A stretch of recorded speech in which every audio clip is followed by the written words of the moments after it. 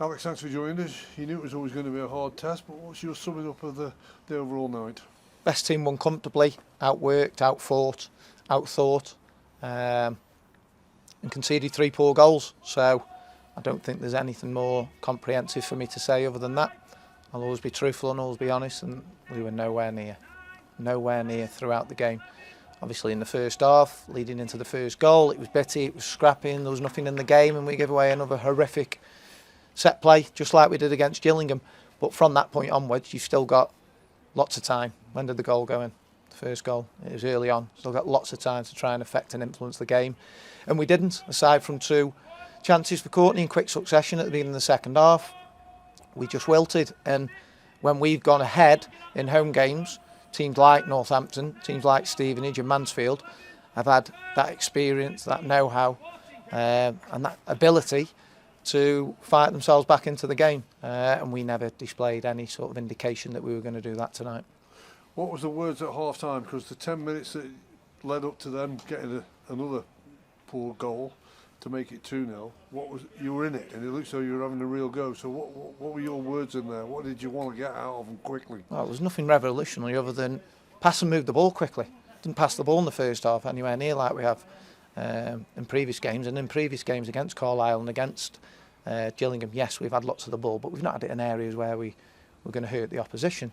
So that needs to be taken on into the final third now in games. Now, we didn't do that at any point. So just to pass the ball, move it quickly, enjoy having the football, because the only way we were going to get back into this game was by moving the football, not by going into the forwards and fighting for second balls. We just weren't.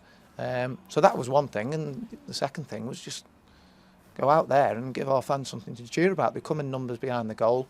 And so far, they haven't been off the edge of the seat once in the first half, aside from Courtney pulling off at the back half of the goal, and that was a limp header that went wide, wasn't it? So those were the key things. Obviously, there were plenty of tactical things to go into it beyond that, but those were the key messages, and they responded for 10 minutes, but it's 10 minutes, isn't it? It's nowhere near enough across a 95-minute game or however long it was. You tried everything. There's no doubt about that. You ended up with a lot of offensive players on the pitch. You were trying all sorts of systems, and probably even that didn't work, did it? Didn't get anything from it.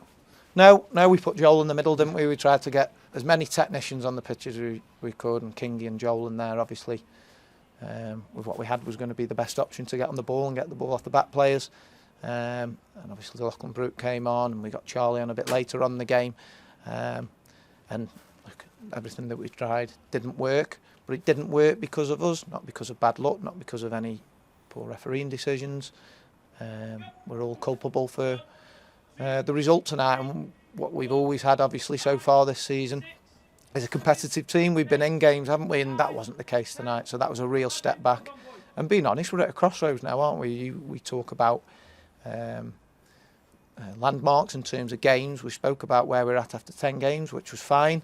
15 games was, I said to you, more of the landmark time I look at and early on in the season, and we've got Doncaster at home and then Wimbledon away, which takes us into 15 games, and we've got to respond in these 2 games and quick, because whilst we haven't lost many games of football, can't get away from the fact in the last 9 we've won 1, so that trend's going downwards, and that's got to be arrested quickly, particularly off the back of what some of these players experienced last season. So Belly, Kenny, the rest of the staff, we've got some work to do over the next few days, the next few weeks, to try and ensure that we're going back on an upward tangent, because it's got to happen quick.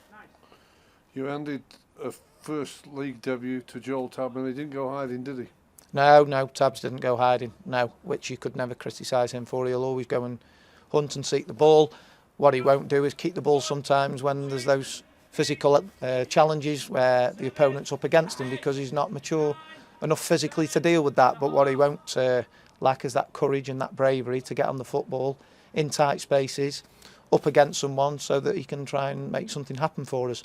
And we need more of that from players all around the pitch. Obviously, we've got a base in terms of points now, but we've got to take on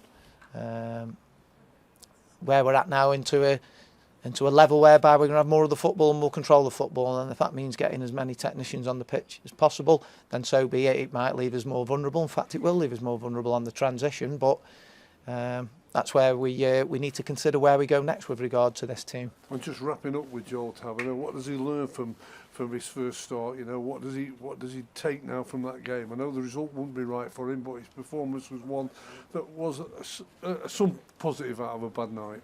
Yeah, as many times as he walks onto the football pitch, same with Charlie Finney, same with any of the young boys that are going to be introduced. Every experience, whether it's one where they've lost or one where they've won, is an experience which is going to develop them and get them that little bit closer to becoming an established player.